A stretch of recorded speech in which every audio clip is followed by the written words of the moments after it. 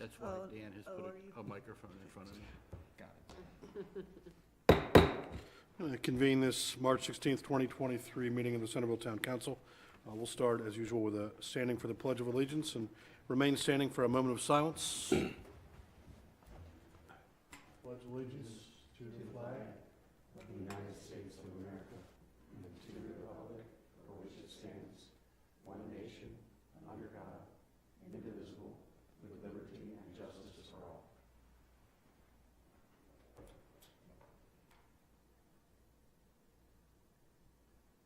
Thank you.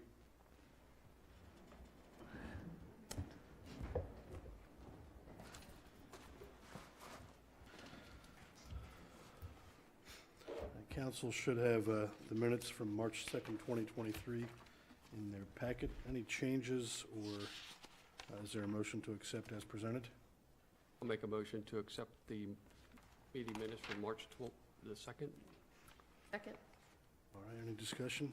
All those in favor say aye. Aye. Opposed? All right, we'll go to the Citizens Forum. Any citizens wishing to make remarks at this time? You have 3 minutes. We have one person signed up.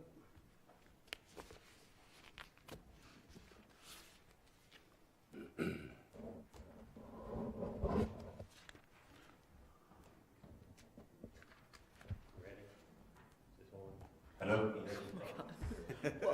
Keel. I live at 2912 4H Park Road, and I'm bringing up concerns about putting speed bumps on roads. That's not the overall solution to slowing traffic down. Speed bumps are a headache. There's a maintenance issue with them. Snow plows hit them, they come up. I said, there's other ways to control traffic than speed bumps. I said, and I'm understanding you're putting them on Little Kidwell. Are you putting them on all of Little Kidwell or just one section of Little Kidwell? Because if you go down to the lower part of Little Kidwell, where there used to be a stop sign at Spring Street, there's no stop sign there anymore. They took it out. So they're only speeding on one part of Little Kidwell Avenue or the whole thing. I said, I disagree with speed bumps. There's other ways you can put traffic calming devices. There's several other ways you can do it besides speed bumps. Because plus, is that the only road they're speeding on in town? Because I can tell you, I have family live on Tillman Avenue, and all day long, I guarantee cars are going faster than 25 mile an hour there.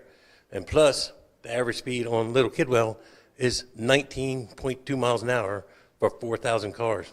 It's not warranted. I know people speed, everybody speeds. You can come out my road. What do you think the average speed is on my road? Probably 48 miles an hour. It's probably low, because I've seen people clock 76 miles an hour. So can I get speed bumps on my road? It's a state road, but I know they're not going to do it because that's not what they do. The MUTCD manual does not use speed bumps to control speed on county or state roads. I don't know what it is in the town because it doesn't specify in town roads. So that's all I'm saying is I don't think you should control. If you're going to put speed bumps on one part of the road, you need to put them on the whole road. That's all I've got to say. Thank you. Thank you. Anyone else? Do we have some sense of where they're going to go? No, How far are you? we've got an estimate, and that's the next part. How many and We where? got one more. We got one more there. We're going to have one more. Sorry about that. Come on up. Good evening, Theo Reed, 609 Little Kidwell Avenue. I want to speak in terms of the speed humps. I'm supportive of the speed humps due to the fact that other traffic calming devices have been tested. I work from home primarily, so I get to see the traffic all day long going past that intersection. And you see a number of people speeding as well as running through the stop sign.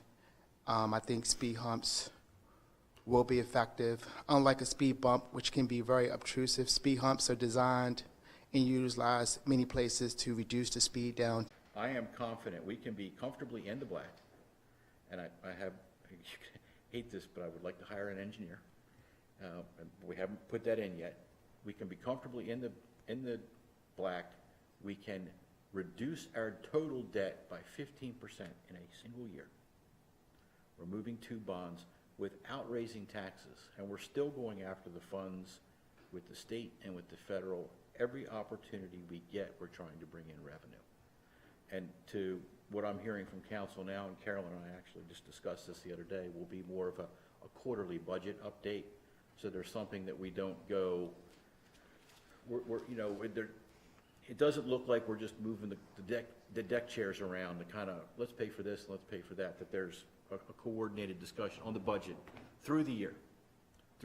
And that gives us not only opportunities to make adjustments, but also to say, why have we not done X this year? Did we really need that in the budget? And then you guys take that note and the next budget session starts and you're thinking, I want to talk about that in specific terms. So.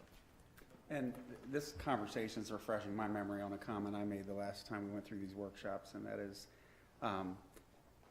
to really have an understanding if we put something on the chopping block to get to an area where we're in the black, is that an item that has been asked for potentially for 3, 4, 5 years in a row and needed, and we just continue to understand the history on any given item. When you like look that. at the capital, there's a lot of that has been kicked down the road, and it's tripled in cost in some cases since 2017 Exactly. alone. If, I talk to my department heads a lot, if we put something in the budget, and after I've talked to them, if I proffer it to you guys as part of the budget from the town manager, I believe it is a requirement that stays on the books till it's satisfied, or it's no longer a requirement. And that would be my preference. Well, so before we move off of this then, what, my apologies. So we have a capital, 5-year capital budget that has got a bunch of important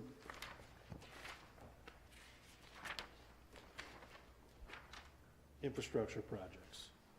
So we've got Belvedere, Windsor, Glendale, all north of $1 million. Those have been on the books forever, right? They needed to get done for as long as you've been here? As Maybe long not as quite I've that been long, here, okay. yes. And but you also have to look at, I mean, Kidwell was on that list, then we've got it done. Liberty and Commerce was on that list, but it was 5 years down the road from when we actually did it. It got pushed forward because the state was coming in to pay it. Right. The reason I've asked this question is, so what do we have in the fund balance today? I'd say you're looking at 4.5 to 6 million. Let's call it $5 million. $5 million. Making 6%. It's great, wonderful. 4.58 right now. Right? We could, what a wonderful place for the town to be in. And we have people, whose street infrastructure is falling apart. This is getting more expensive every year, and we're sitting on $6 million in a funds balance and not getting it done. I don't care what interest rate you're making. With 8% inflation, 7% interest is a bad investment. When this stuff is going up by 8%, this makes me, sort of as I've sat in this seat and understand this budget better and understand how this stuff has worked in the past, I mean, the fact that we've put this stuff off at all is, to me, my face is probably as red as my sweater now, so I'm going to stop. But I have a quick question. So, and I apologize that I have not looked at this closely, but the ARPA money that we previously had discussed using to purchase a farm, that I think we're exploring other opportunities, where is that in this budget? And could it be reallocated to streets? Because it can be used for infrastructure. Reallocated. Okay. So there's a couple, But what's it in here for now? well, it's in the it's still five-year marked cap. against the field. It's in the 5-year capital. Yeah, in the 5-year capital. It's still Marked against the field. Okay. So you all bring up, At $2.5 million, which is not going to buy a field. no. And I think it's three, Right. But could buy 2 streets. Yeah. So I'm glad you guys bring this up, because this is where we start really getting into the chess. Is that if we say we're gonna build the plant, dollars X, and you say, okay, based on that, I didn't need the field money, I can do something with ARPA. But we're also gonna see potential growth afterwards. What do we want from DRRA and exaction? So what things, for instance, we need the north interceptor replaced. Well, if we develop Turpin Farm, that's taken care of for us. If we get federal funding for the roads we just applied for, then we're shifting. So it's all these checks over time that we're trying to line up. So we say, when do we want to execute funds against a particular project? So for the sake of discussion, in June, we realized we're only getting X for Belvedere, Windsor, and Glendale in that neighborhood. Okay, boom. Do we want to pull from the funds balance? Do we want to pull from the funds balance while we're pulling down this interest that we can use to attack the debt? If you clear the debt, now you're looking at $1.6 million a year in capital in your operating budget, where you can start really doing capital. And Kip and I have talked about a way that is a very proactive approach to capital, and not dig it up, replace it, let it rot, do it again. It is more of the slip lining and pipe bursting that puts us in a position that we're not waiting for failure. We're anticipating that. We're looking at across like the GIS, and we're looking at our data and saying, based on this data, and the software is that good now, this is our next anticipated failure. We're going to work that road. So we're trying to line up all these pieces so the council can say, if we do these things, here are the fund streams we'll see. If we do these things, these are the fund streams we're going to see. If we get money from the state, if we get money from budget, or from the federal level. It's a lot of moving pieces. So I'm excited that you guys want to talk about this, and we can really dig into it during the budget sessions to kind of say, these are the things that we need to do. I think, if I may paraphrase for you, for Council President Klein, the money we have has to work for the citizens, not for the sake of more money. Yeah. Well, and the notion to me, like I've grown increasingly worried about the notion of spending $32 million on a new plant that gets you, $1 million, a million gallons per day, or whatever, $750,000 gallons a day. I can't keep it straight. To spend all that money, potentially have to put this fund balance in the middle of the table, to sort of pay for that, potentially, to pay for that new plant. While these streets go unfixed, to me, is backward thinking. Let's get more capacity while we can't take it, and spend all the money we got while we can't take care of what we have. And to me, the idea of saying we need, and I've said this probably ad nauseum up here, and I apologize for that, that we need to develop Turpin or Carter Farm so we can pay to take care of what we already have. To me, that's the wrong way to think about this. Amen. Yeah, and I just would really prefer us to kind of take care of what we have, so that the citizens we have now on these roads, and it's only going to get worse, right? It's only going to be a matter of time before that list of roads includes every road we live on. And we've got to make some progress. This is the thinking of the past, right? That said, push it off till some other time. Let's put that money away, hold it for a rainy day. Well, it's not necessarily raining, but we just made some bad choices, I think. So. I would say, I think we're all on the right page, or the same page, excuse me, and I think it is the right page, I'll say that. I've been asking for a capital investment plan, and I know that's in the trajectory of things that you're already working on, and I appreciate that. But that's exactly what we need. We have a ton of projects that have been sitting in the queue forever, and then we know, putting those aside, if you were to map out the next 5 to 10, even 20 years, we've got vehicle replacements, you name it, all of those things. So what does that picture look like? How do we catch up on what's behind? And back to the fund balance, I think it's important in terms of transparency to the public that if we approve in a public session, after many workshops, a budget, and let's just say that budget is $4 million flat, and you were to go back every year for the past 10 years, and this is an ask, and say each of the last 10 years, how much cumulatively was spent out of the fund balance because we had the money. So in other words, what was the budget really? And I know we look at that. We grew it. We lost $10 million in yield over the last 10 years because rate caps were so low. Mm-hmm. The funds balance grew, and I'm going to kind of paraphrase my understanding. What happened was, here's the capital project we want to do. Yes, yes, no, funds balance. Yes, yes, funds balance. Yes, yes, funds balance. And anything that was a subset of decisions made that certain projects were not done to put that money in a funds balance. And that has grown, and we're yielding some opportunity off of that for some of our debt. But at a certain point in time, we really need to get in front of our infrastructure, holistically. Music to my ears. And if I may, my fear, we put that interest money in the budget, and my goal is to the degree I can, influence the council to attack that debt. We used to put the allocation fees into the budget to balance the budget. And look at that got us. So this is just the latest version. We appreciate all the hard work. I think that goes without saying. What is what's our current allocation fee? 13,774 for water and sewer. So, $13,774. Yep. How many houses are in Northbrook? 400. All right. How many houses are in Symphony Village? Just shy of 400, All right. 3.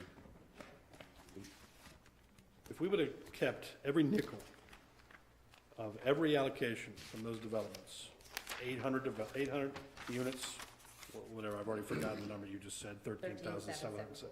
It's $11 million, which is not even a third of what we're going to pay for this plant. So this is just, to me, just this notion of we need to collect allocation fees. I agree with that. We shouldn't be giving them away. But it is not the silver bullet that we sometimes think it is. No, it's not. We'd still be sitting here looking at where are we going to get $20 million more from.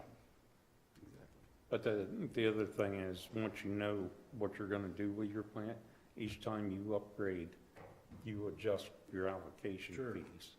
So remember, your allocation fees are, I wasn't here, so I don't know, but they should have been set for what it costs to upgrade the plant that you have.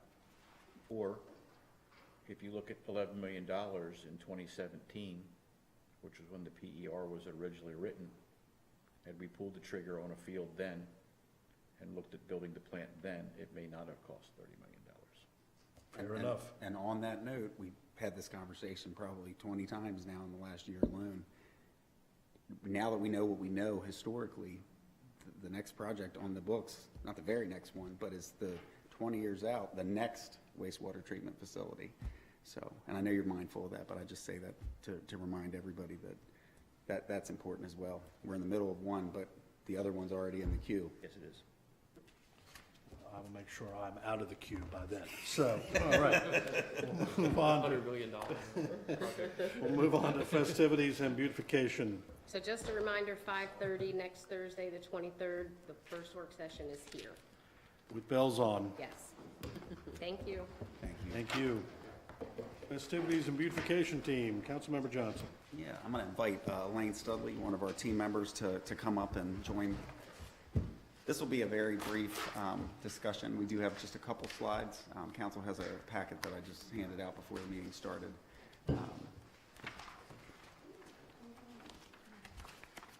And while that's being pulled up, I can go ahead and start by just saying that to refresh collective memories, it was 2 holidays ago, as in 2 Christmas seasons ago, that there was a huge amount of traffic on social media about the town's aged and just the state of the decorations that we have. And I know I was one of the folks among many who said, well, why don't we raise the money to do that? Because based on where we are today in the budget, I don't think there's any sentiment on this council to say, oh, let's add another 20 grand to the budget that's right now in the red to buy Christmas decorations.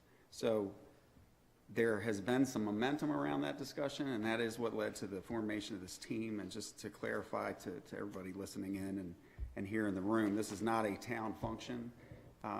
It happens to be that Councilmember Kaiser and I serve on that, and it helps, I think, to have that representation of no more than 2. Obviously, we don't want to have a quorum.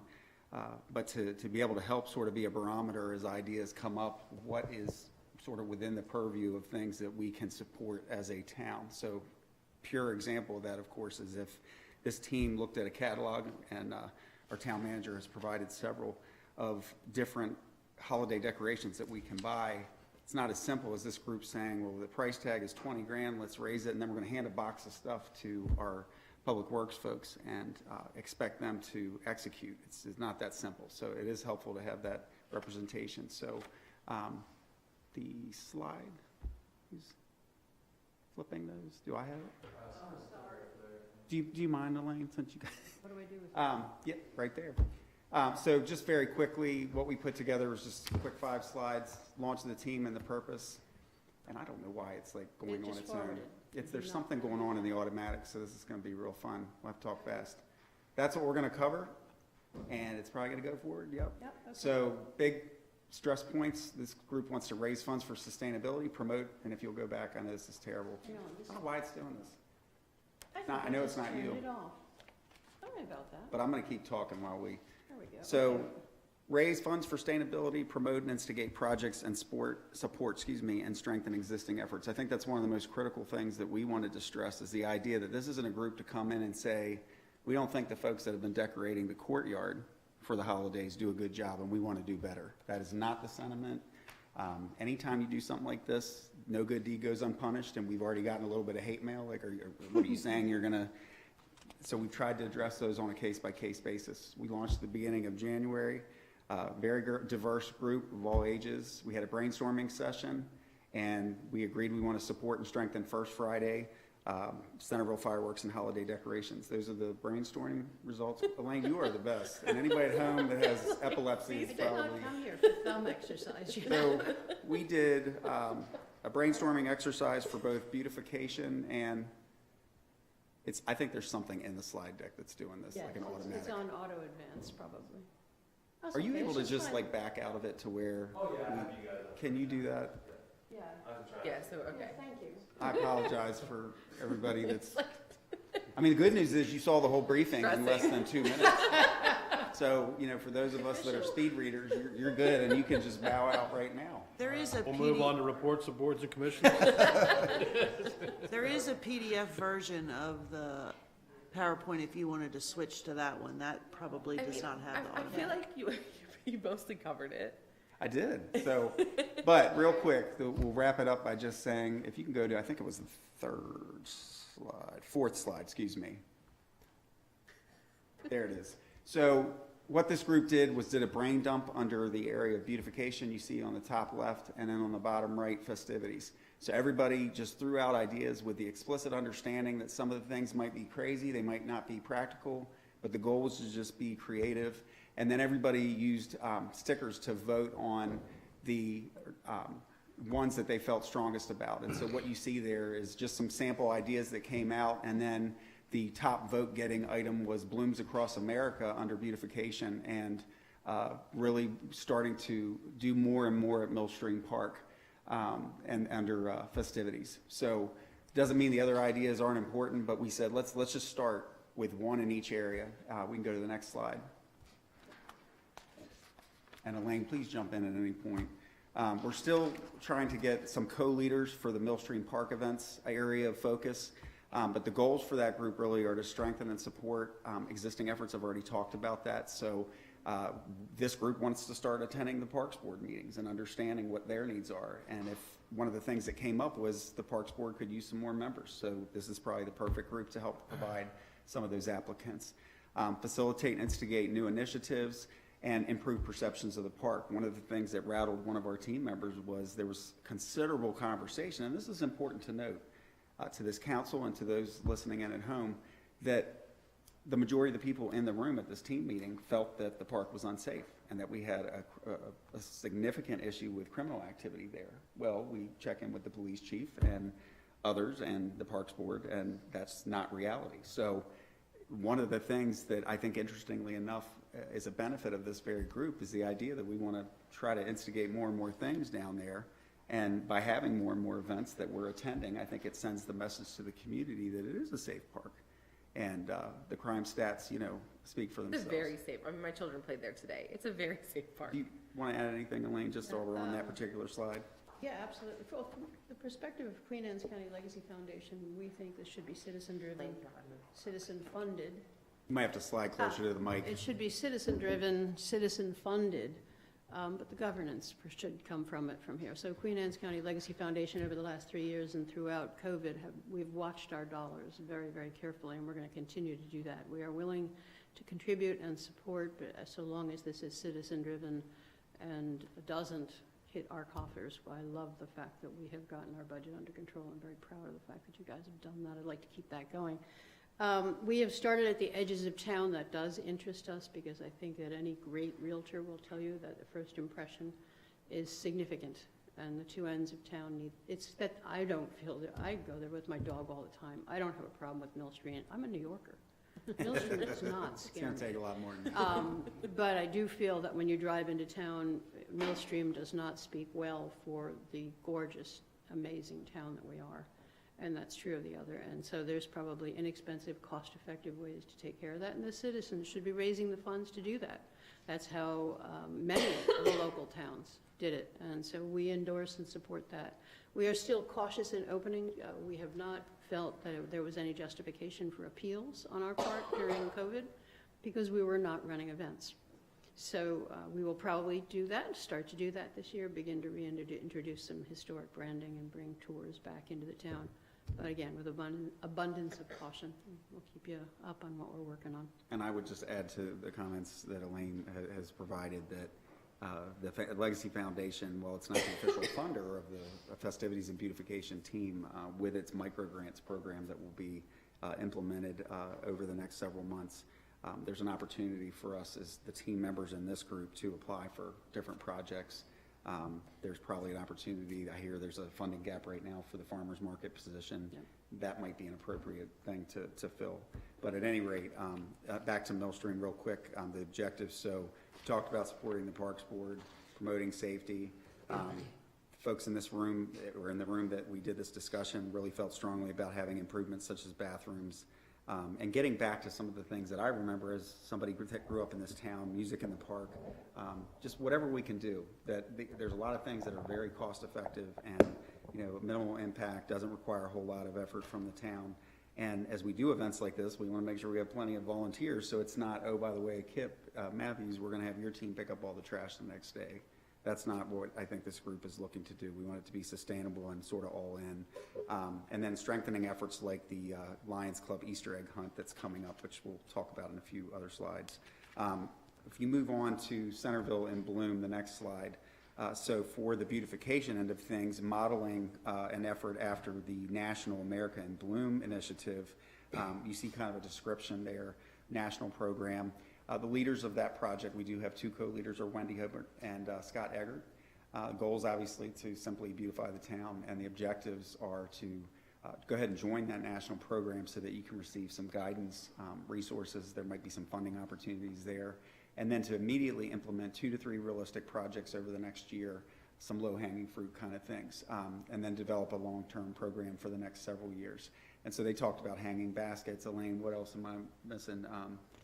As you indicated at the beginning and end of each town, the bulb program. Can you just briefly mention the bulb? Lewes and Oxford, Legacy Foundation went out and researched some of the towns that did this. They basically, essentially, you can buy a bulb for 25 cents, and they will actually come in and install it for you. They'll give you the guidance on when it has to be done. And like Winterthur, you can install the bulbs such that in March, one set of bulbs comes out and covers the whole side of Millstream. And then in April, another set of bulbs comes out, and that covers the Millstream. And basically, it keeps the town in color through summer. And that's one of the relatively cost-effective, inexpensive ways to do it. Oxford has done it. Most of the major towns around here have had their hand in it. Lewes really put they had 20,000 bulbs planted as part of their program. Same thing, that was all citizens. Citizens donating to buy bulbs, businesses contributing to buy bulbs. This is something I don't think the council should have to worry about. You got bigger problems. But I think once Legacy Foundation starts collecting, that would be a campaign we would be delighted to do. Be fun. Absolutely. Yeah. So if we can go on to the next slide, just next steps. This will kind of close us out. We have the Centreville and Bloom launch, will be Monday, the 27th of March at 7 p.m. It'll be in person at the Vincent Building hearing rooms, and we will allow or enable virtual participation via Zoom link. There is a Facebook event right now out with that information. The next meeting of the full festivities and beautification team is going to be Monday, April 3rd at 7 p.m. That'll be at Elaine's house there on Liberty Street. We'll also allow virtual participation via Zoom. We did speak with the Lions Club leadership, Brent Carroll and his wife. I've been on the phone with them because we had talked about, well, why don't we do an Easter egg hunt? And like an idiot, I didn't realize there still was one. Our kids are a little bit older, but we said, well, you know what, if you guys are doing this, can we just amplify your effort? And up to this point, it's always been kind of word of mouth. There is a sign there, but they don't do flyers or any kind of social media postings about it. So we have offered to fill in that gap to add some prizes, because if we're going to help market it aggressively, then I want to make sure they have enough stuff to find, you know, as these kids do the Easter egg hunt. But that'll be Saturday, April 8th, 11 a.m., Millstream Park. The rain date is the following Saturday, the 15th. And then I put in red because this is significant. We talked several months ago, and this is, you know, consistent with the national dynamic of increased prices, supply chain issues. There are many communities across the nation that are canceling their fireworks displays and merging with other municipalities, other counties to do combined events because the cost has increased so much, and that has also pushed some of the vendors out of the market. So it's not a good recipe for the ability for any municipality to continue to have successful firework events each year. But our wonderful town clerk, Carolyn, I want to thank you for always staying on top of things. I did check in with her before I put the slide up because I wanted to make sure that statement was still true, that we do have Friday, June 30th at White Marsh Park reserved. That is the intent. To have that contract, and it was, am I right about the amount, Carolyn, that it was a $10,000 gap, roughly? Correct. The total cost of the fireworks is 20. Got it. And we typically have been able to accumulate 10. So imminently, there's going to be a fundraising campaign, and with Elaine's assistance, using the foundation, Midshore Community Foundation as their purse holder and their 501c3 representation. But we're going to be asking the community to help, and I have stated that I will personally raise that funding. So no pressure to the community. My wife's looking at me right now in the audience like, great, so we're going to pay the 10K. If they take a bad check, we'll be good. But in all seriousness, we're going to raise that money. We have a couple months to do that, and I think if the community wants to continue to enjoy certain things and not have their taxes raised, then jump in. And so, you know, by virtue of Elaine's relationship with Midshore Community Foundation, this won't be a GoFundMe where somebody's personally going to have funds moving through their account. This will be on the up and up, and folks can, you know, get a tax write-off for anything they do with festivities and beautification. So the last slide, if you just put that one up, the next one, just want to give credit where credit is due. We have the list of folks that have been actively participating either as a member of the team or as a contributor in some way. So that's the folks, my information's there just if folks need more information. I'd just like to recommend that maybe on a quarterly basis, this team come in and brief the council. And the bottom line is this group is not looking for any kind of fiduciary support from council, but really just to kind of help augment what we're doing to be successful. Anything else that you would just add? Totally good. Thanks, Elaine, for everything you guys are doing with your foundation to support us. Thank you all. Thank you for what you do. I know budgets are like licking library paste. Good luck with it. Wish I didn't know the fireworks were going to be 20K. All right. Yeah. Strike that from the. How long of a show is that? Do you really want to know the answer to that Probably question? not. Like I 5 minutes just, I love fireworks, but even for me, that's like, my eyes. would burn. I think we need to move on to the next topic. Eric's paying for them anyway, so we're good. All right. That bad check ready. Council of Governments. Oh, that's me, yes.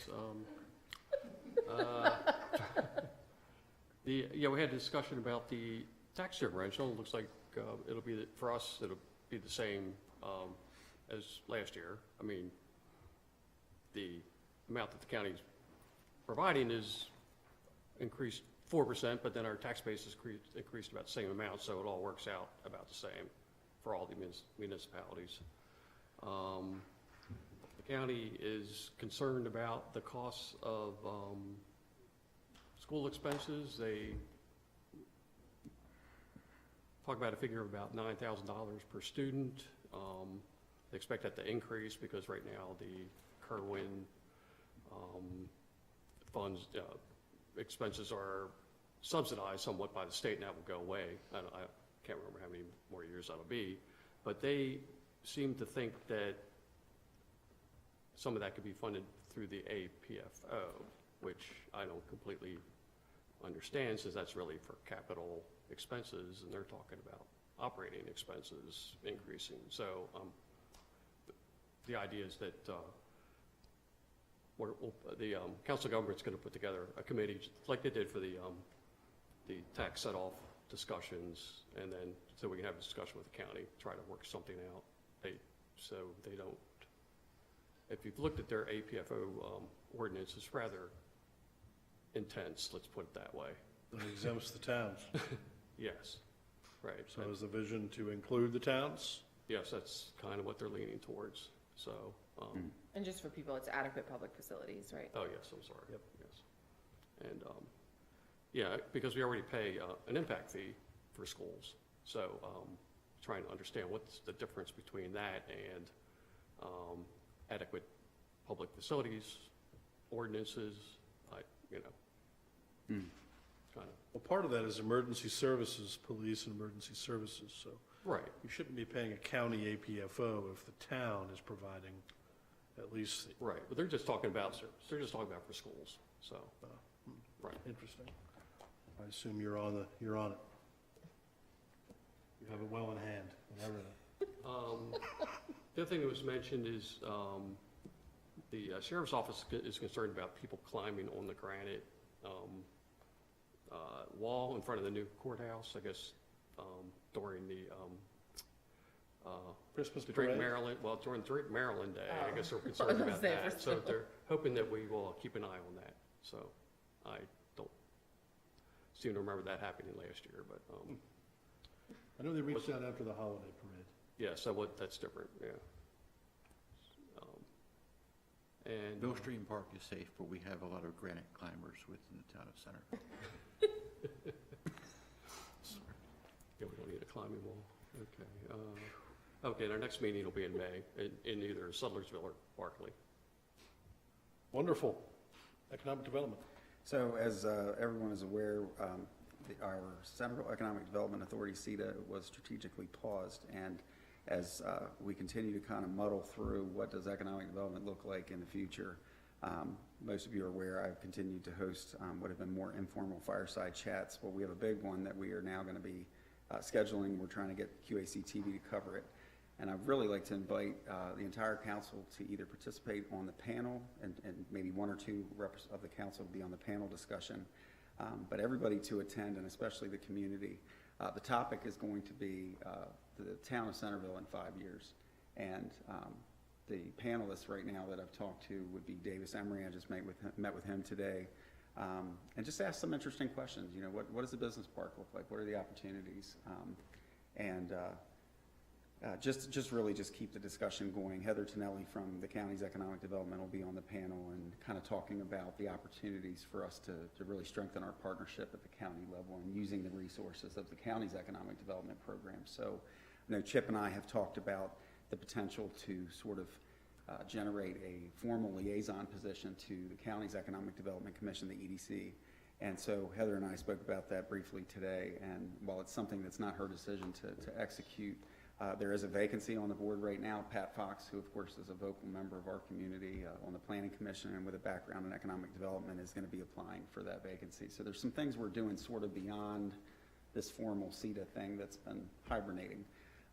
And as I have indicated in the past, I think as we continue to have discussions, we are having people sort of rise to the occasion and now kind of being able to point to, okay, we have 5 people that, unlike what we saw in CETA, where we had an attendance problem and a quorum issue, it seems like we now have some additional momentum and some commitment that kind of defies the history.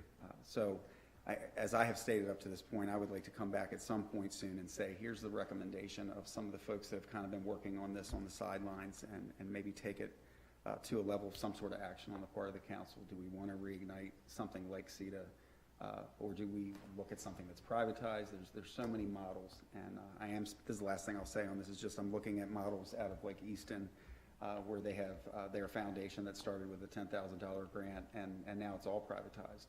And that may not be the right answer for the town, but it's an option. So looking at a couple things, and definitely we'll be coming back with some suggestions and options. Park Advisory Board. Anybody, any questions for any?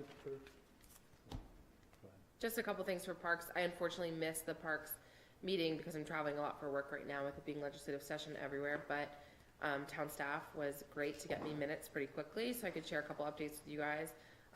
First, the new swings are installed at both parks, and so thank you to Public Works for getting that taken care of. I know that's important to a lot of people because our very safe parks are used a lot. And so that's good. Also, the Parks Board did discuss Christmas decorations as well and what they might be able to do to help raise funds for that. And so I'll be talking to the Parks Board how we can make sure these two groups complement each other. And the only other thing I'd add, super excited for Centreville and Bloom, think that's a great idea, but want to recognize the work that Priscilla and other members of the Parks Board have done, single-handedly planting daffodils, what the farmers market has done to get donations. And so some of this has been happening with a really, really small group of people.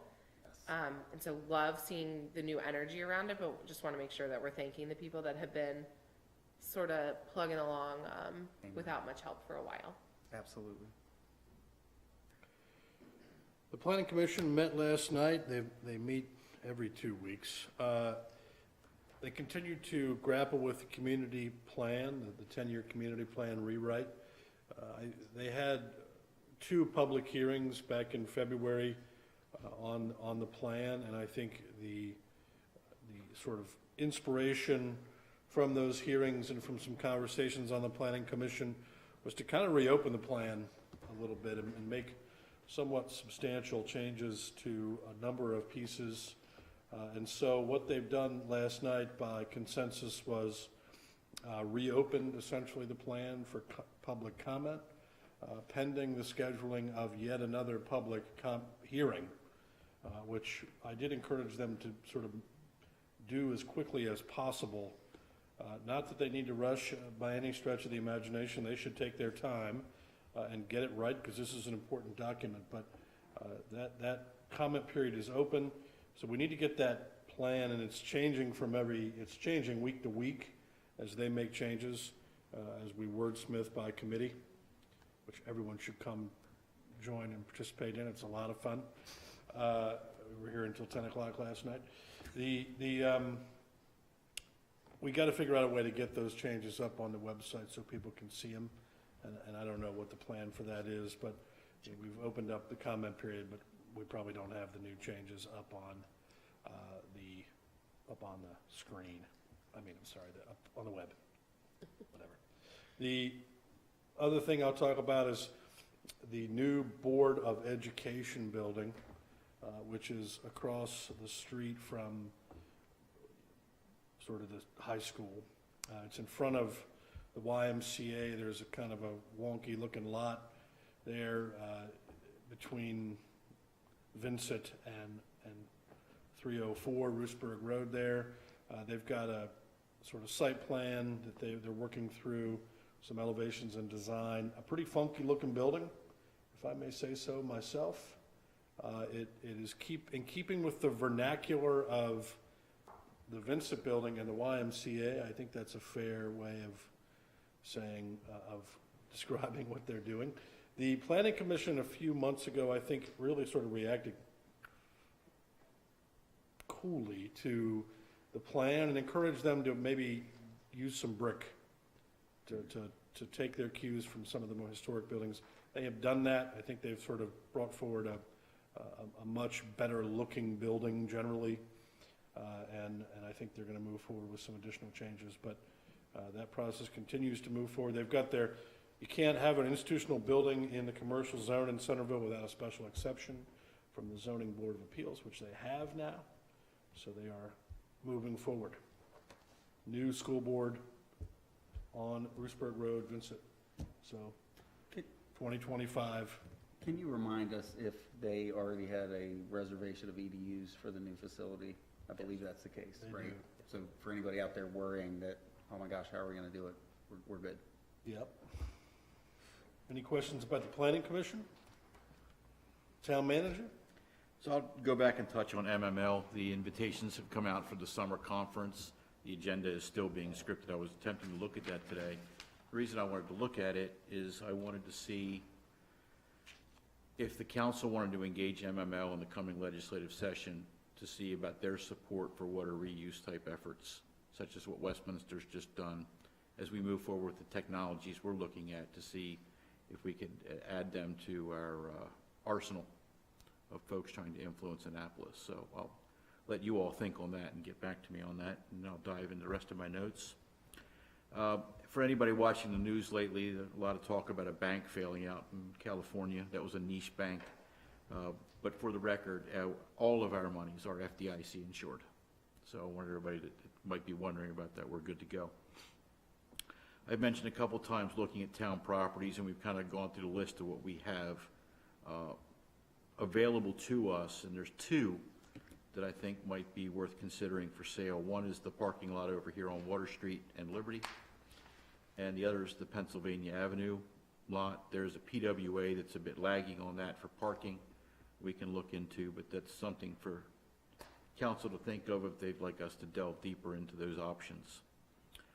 This week I met with the Planning and Capital Programming Director from MDOT SHA in the county, talking about the truck stop over out here at 301, 304. Their original approach to this, that started out, the discussion was about disposal and then the clearinghouse process for them to take that property off their books. And we mentioned that if the state would continue to help us further than where we are right now with our funding for our plant, there could be some discussion possibly about a denial of service line out there that would put that on water and sewer, and also relieve the county and the state of some of their problems with failing septic out there, that they would have some equity in helping us out with our need. Then suddenly that went to them going back to their real estate people to see if that changes the dynamic for that property and the state's interest in that property. So more to come on that. Do you have any sense of why the state bought the truck stop? I do not. They paid $5 million for it, and it's on a month-to-month lease right now. Interesting. When did they purchase it?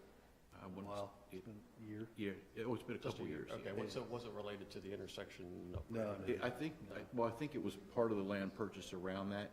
Okay. You get kind of funny, it's like them buying Sandy Bottom down here across from, well, we're gonna damage this, but we'll take care of this over here, so it's gonna balance out. It's a unique way the state does things. Nothing new on our spray field efforts. I've made some follow-up phone calls to some farms that we're looking to do some testing on.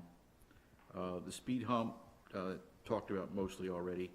We still talked to Theo at the beginning. He's gonna come by, see, we'll talk locations, and we're looking at about $6,300 per speed hump.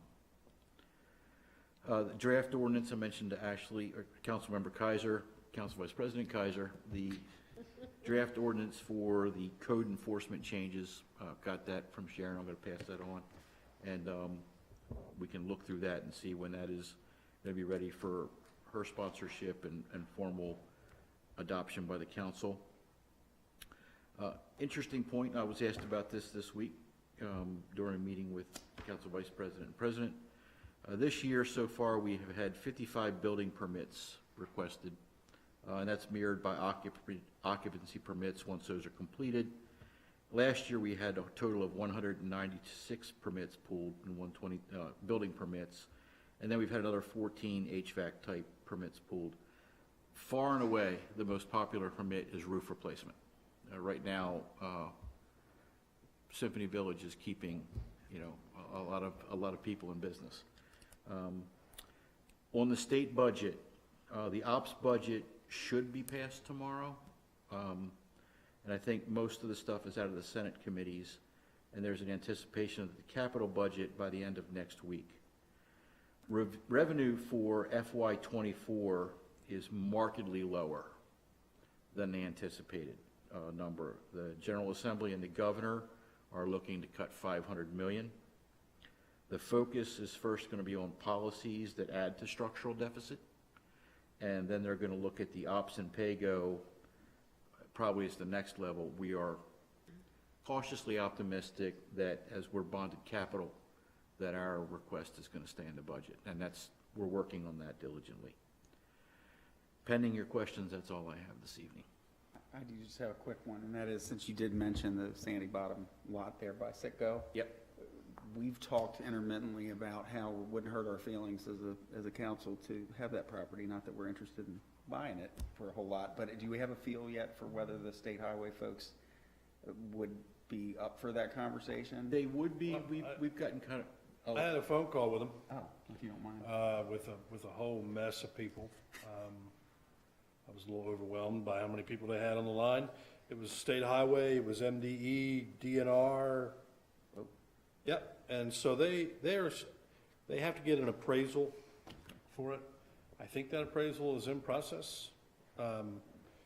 They will not, I mean, I think the way we could come into possession of it, and the vision here is like it becomes part of the Millstream Park and the trail that would run Yes. through up back behind Symphony Village that we have in the 23 budget, and land we already own. You know, the idea that they would give it to us for $1, they sort of said that's not true. Right? That's a myth. They'll sell it to us for the appraised value, essentially, and that's kind of if we can't do that, then they'll keep it. They do not envision a situation where it is offloaded to a private entity. This is directly verbatim from them. We could use potentially program open space monies. So the county every year gets an acquisition allocation from DNR, from program open space.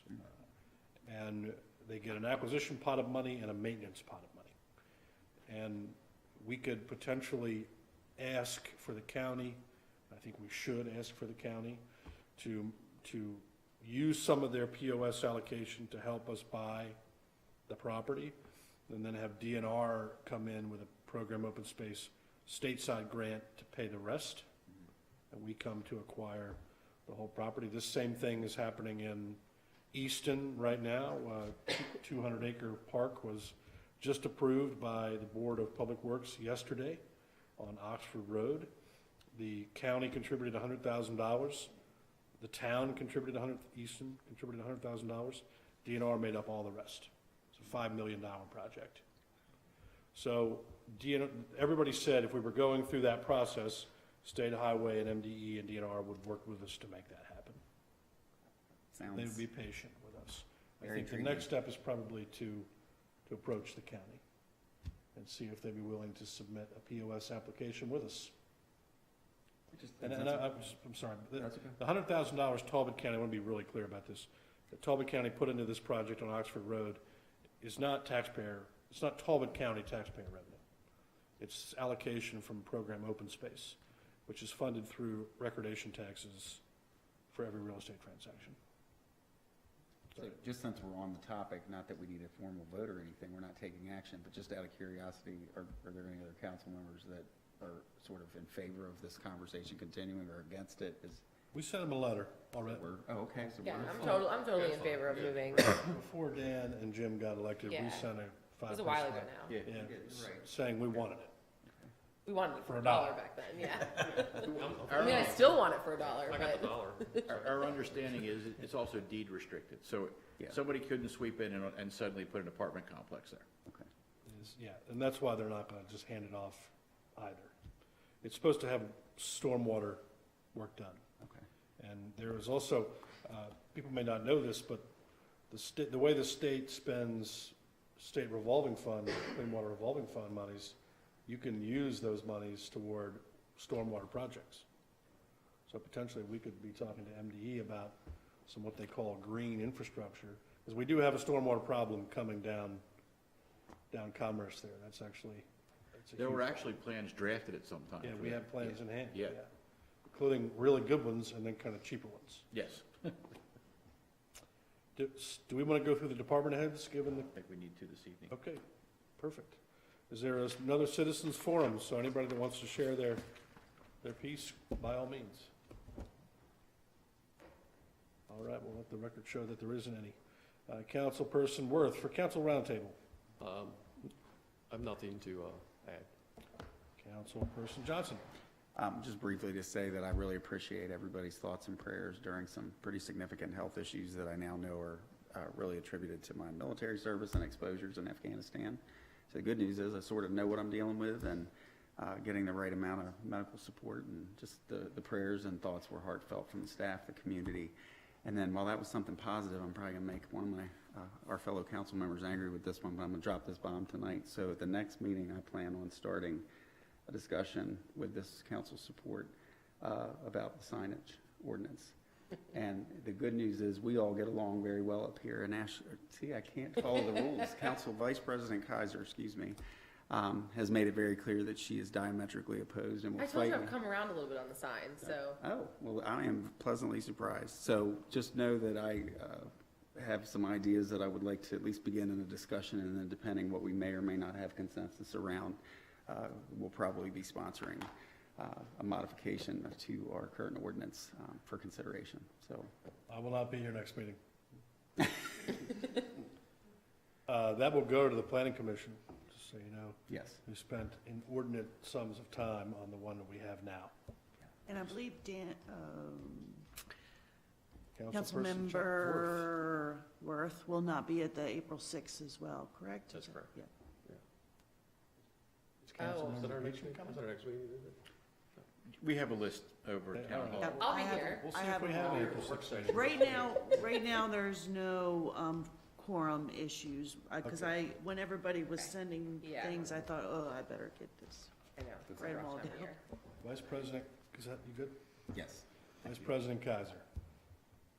Yeah, this is just like a wonky one, and it might only apply to like us up here, but the town code, I learned this week, has moved to a different host, and so if you were accessing it via Google every time like I was, that will no longer work for you. Just go to the town's website. And before I was on the council, I did often look at the town code, so I'm assuming there's some other people out there like me, and so just use the town's website to access it. That's all I've got. I think it's just us two.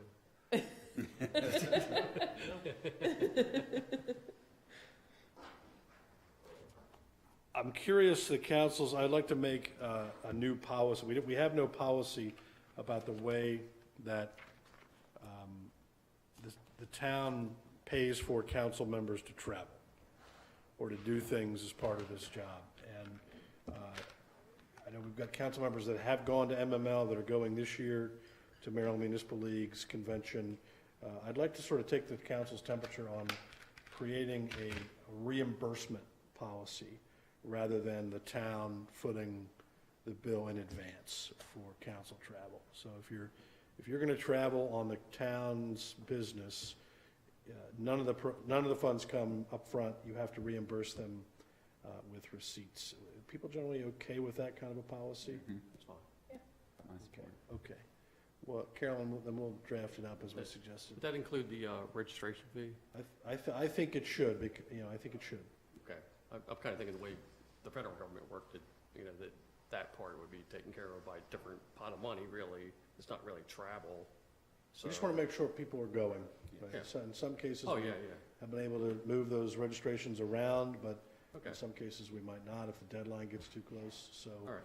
I think, I think if I could be so bold as to suggest, if a council member says they're going to go to a meeting and the town pays for it, and they don't go, Right.